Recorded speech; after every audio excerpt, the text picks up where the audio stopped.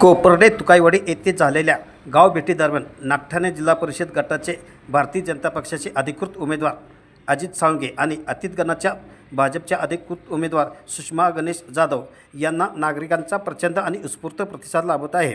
गावोगावी जंगी स्वागत, कार्यकर्त्यांचा उत्साह, महिला, युवक आणि ज्येष्ठांचा वाढता सहभाग यामुळे कोपर्डेमध्ये संपूर्ण वातावरण भाजपमय झाल्याचे स्पष्ट दिसून येत आहे।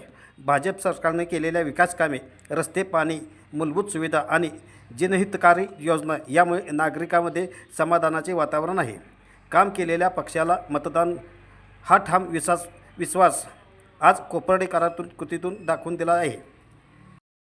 विकासाचा विश्वास, जनतेचा पाठिंबा आणि वाढता उत्साह यामुळे नागठाणे गट आणि अतिथगणात भाजपचा विजय अधिक निश्चित होताना दिसत आहे। भाजप विकासासाठी, विश्वासासाठी।